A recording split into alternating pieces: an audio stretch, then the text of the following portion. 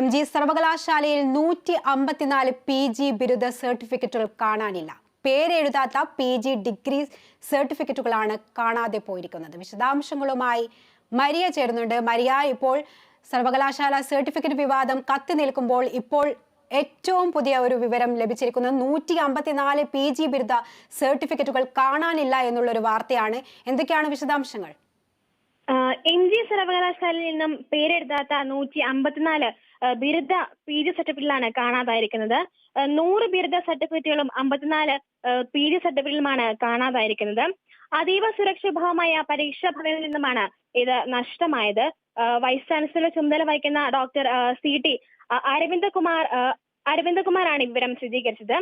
പോലീസിൽ പരാതി നൽകുമെന്നും പരീക്ഷാ കൺട്രോളർ ഡോക്ടർ CM ശ്രീജിത്ത് പറഞ്ഞു. എന്നാൽ നഷ്ടപ്പെട്ട സർട്ടിഫിക്കറ്റുകളുടെ എണ്ണം ഇവര് പറയുന്നില്ല. പരീക്ഷാ ഭവനിലെ അന്വേഷണ റിപ്പോർട്ട് ഇന്നലെ ഉച്ചയോടെ VC-ക്കും രജിസ്ട്രാർക്കും കൈമാറിയിട്ടുണ്ട്. 2 PG സർട്ടിഫിക്കറ്റുകൾ തിരിച്ചു കിട്ടിയിട്ടുണ്ടെന്നും ഇപ്പോൾ അധികൃതർ പറയുന്നുണ്ട്.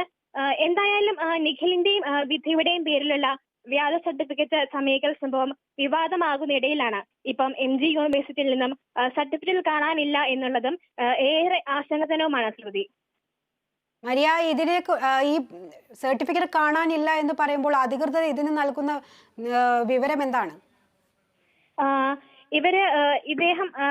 അധികൃതർ പറയുന്നത് സർട്ടിഫിക്കറ്റുകൾ നഷ്ടം ക്ഷമിക്കണം വ്യക്തമാണ്. MG സർവകലാശാലയിൽ 154 PG ബിരുദ സർട്ടിഫിക്കറ്റ് കാണാനില്ല. പേരെഴുതാത്ത 100 PG സർട്ടിഫിക്കറ്റുകളും 54 ഡിഗ്രി സർട്ടിഫിക്കറ്റുകളുമാണ് കാണാതായത്. പരീക്ഷാ ഭവനിൽ നിന്നാണ് സർട്ടിഫിക്കറ്റുകൾ നഷ്ടമായിരിക്കുന്നത്.